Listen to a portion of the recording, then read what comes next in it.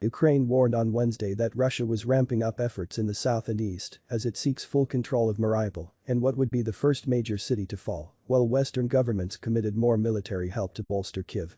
The Kremlin's nearly 7-week-long incursion, the biggest attack on a European state since 1945, has not gone to plan. Russia has been forced to pull back from some northern areas, even as attacks across the country have turned Ukrainian cities to rubble and caused more than 4.6 million people to flee abroad.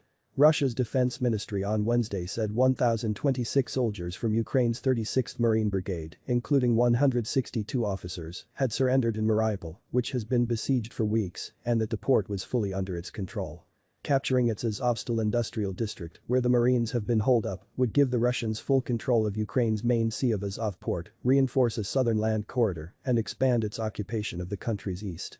Ukraine's general staff said Russian forces were attacking Azovstal and the port, but a defense ministry spokesman said he had no information about any surrender.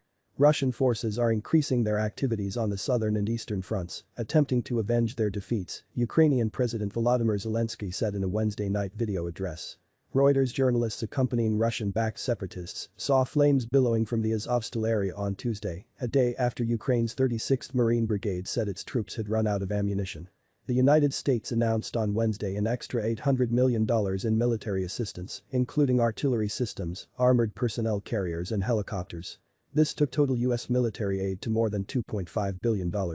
France and Germany also pledged more. Russia will view U.S. and NATO vehicles transporting weapons on Ukrainian territory as legitimate military targets, Deputy Foreign Minister Sergei Ryabkov told the TASS news agency. It will impose tit-for-tat sanctions on 398 members of the U.S. House of Representatives and 87 Canadian senators, Interfax cited the foreign ministry as saying, after Washington targeted 328 members of Russia's lower house of parliament. Britain announced new financial measures on separatists. Ukraine says tens of thousands of people are believed to have been killed in Mariupol and accuses Russia of blocking aid convoys to civilians marooned there. Its mayor, Vadim Bichenko, said Russia had brought in mobile crematoria to get rid of evidence of war crimes, a statement that was not possible to verify.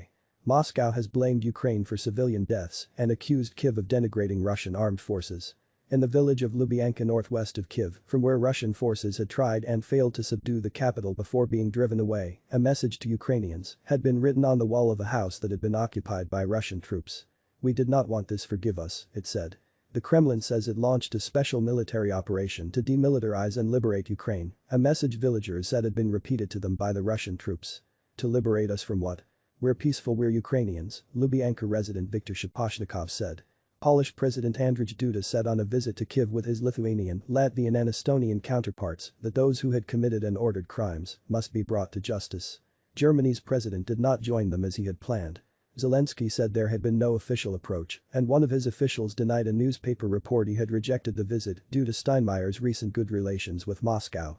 The Kremlin denounced President Joe Biden's description of Moscow's actions in Ukraine as amounting to genocide, with spokesman Dmitry Peskov saying this was unacceptable, coming from the leader of a country he said had committed crimes of its own. The White House said a legal process will be undertaken.